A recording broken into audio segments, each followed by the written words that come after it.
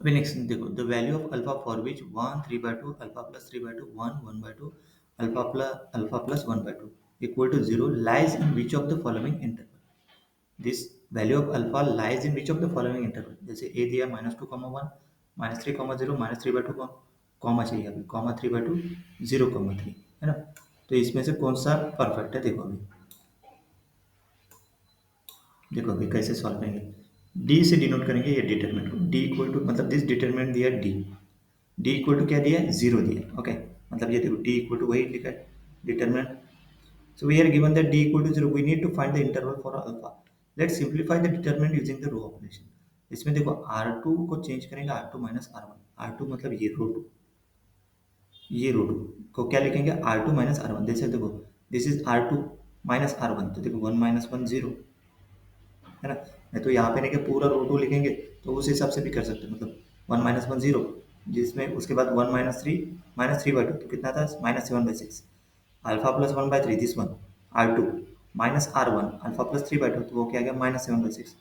तो so the determinant becomes क्या हो जाएगा देखो रो 1 रो 2, ये रो 1 सेम ही रहेगा।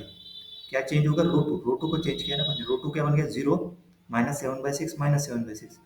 ये हो गया 2 alpha plus 3 3 alpha plus 1 0। Step 2 factor out -7/6, तो -7/6 को बाहर निकाला तो ये 0 0 1 बनेगा। सही है। From the row 2 next perform the operation C3 change to C3 minus C2। C3 मतलब कॉलम 3, इस कॉलम को चेंज करेंगे कैसे C3 माइनस C2 करो। मतलब दिस C3 माइनस C2 मतलब देखो अल्फा प्लस ये C3 है अल्फा प्लस 3/2 माइनस 3/2 करो कितना आएगा अल्फा। नेक्स्ट ये 1 है 1 माइनस 1 0। नेक्स्ट 0 -3 मतलब -3 अल्फा। देखो अल्फा इसके बाद 0 ये 0 फिर -3 अल्फा प्लस 1 कॉलम 3 को चेंज करें। अब now expand the determinant along the second row R2। This is the efficient because of the two zeros in a R2 है ना। two zeros in R2 आ गया ना। देखो D equal to -3/6 into zero. अभी row मतलब determinant perform कर दो, मतलब आसान जाती है अभी टेक्निक। देखो टू जीरोज आ गए ना रो 2 में, इसलिए देखो this is efficient because the two zeros in are. मतलब ये माइंड में फिट को जब टू जीरोज आते हैं तो उसका डिटरमिनेंट निकालना आसान हो जाता है, क्योंकि ये जीरो हो जाएगा और ये जीरो हो जाएगा, सिर्फ एक ही डिटरमिनेंट बचेगा। ओके देखो दिस वन सॉरी क्या -7/6 बाहर है। ओके वो डिटरमिनेंट देखो M21 मतलब ये जीरो लिया M21 ये जीरो हो गया M21 का जीरो। उसके बाद दिस M23 M23 मतलब दिस।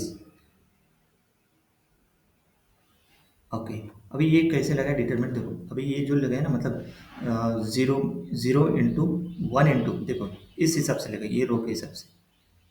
ओके ये रो के हिसाब से देखो जीरो का माइनर 0 इंटू जीरो का माइनर M21 माइनर कैसे निकालते ये जीरो का ये रो और कॉलम के एलिमेंट छोड़ दो तो वो जीरो ही हो जाएगा। फिर ये जीरो का माइनर ये जीरो का माइनर मतलब ये M23 मतलब ये कॉलम और रो छोड़ देंगे बचे हुए एलिमेंट। मतलब M23 कौन सा हो गया 1 3/2 2 अल्फा प्लस 3 3 अल्फा प्लस 1। सिर्फ नहीं कि इस 1 के साथ M22 का माइनर कौन सा हो गया ये रो छोड़ देंगे और ये कॉलम छोड़ देंगे। तो देखो ये 1 alpha 2 alpha plus 3 minus 3 alpha plus 1 this is M22। मतलब M22 कौन सा रहेगा M22 रहेगा है ना। यहाँ पे वन वन इंटू रो और कॉलम के एलिमेंट छोड़ के बचे हुए एलिमेंट का determinant 1 alpha this is 2 alpha plus 3 and minus 3 alpha plus 1 ये हो गया M22। इसी की जरूरत है ना। रो ऑपरेशन इसलिए लगा रहे क्योंकि दो जीरो लाए तो एक का डिटरमिनेंट निकाल के आसान जाती है टेक्निक। ओके सही है। अभी देखो लेकिन उसमें से अल्फा कट नहीं होना चाहिए, क्योंकि इस क्वेश्चन में अपने को मतलब नहीं क्या अल्फा ही निकालना है। Interval which of the following interval alpha he find करना है, ठीक है। अभी देखो हाँ जी ये टर्म जीरो होगी ये टर्म जीरो होगी ये बचा माइनस के साथ, क्योंकि यहाँ पे मिडल वाला है ना ये प्लस माइनस प्लस ऐसे ही चलता है ना। तो प्लस माइनस प्लस देखो -1 बाहर है M22 देखो M22 देखो इसका माइनस मतलब 1 alpha 2 alpha plus 3 -3 alpha plus 1 ये लिख दिया। उसका डिटरमिनेंट 1 इंटू दिस करो माइनस दिस इंटू अल्फा मतलब 2 अल्फा प्लस 3 इंटू अल्फा करो देखो ये कर दिया। डिटरमिनेंट क्या आ गया इसका देखो डिट -1/6 फिर से सॉल्व किया। फिर से सॉल्व करने के बाद इसका डिटरमिनेंट फिर से सिंप्लीफाई करो तो final 7/6 2 alpha square plus 6 alpha plus 1, but data D equal to क्या दिया 0, तो 7/6 2 alpha square plus 6 alpha plus 1 equal to 0, मतलब 2 alpha square plus 6 alpha plus 1 equal to 0। This is a quadratic equation, इसके root निकालो। कौन से फॉर्मूले के हिसाब से? Minus B plus minus root of B square minus 4ac upon 2a। A equal to क्या है 2, B equal to 6 and C equal to 1। Put कर दो इस इक्वेशन में। Alpha equal to -6 plus minus root of 6 square minus 4 2 into 1 upon 2 2 है, तो alpha equal to क्या गया -6 प्लस माइनस रूट 36/8 अपॉन 4, मतलब -6 प्लस माइनस रूट 28/4।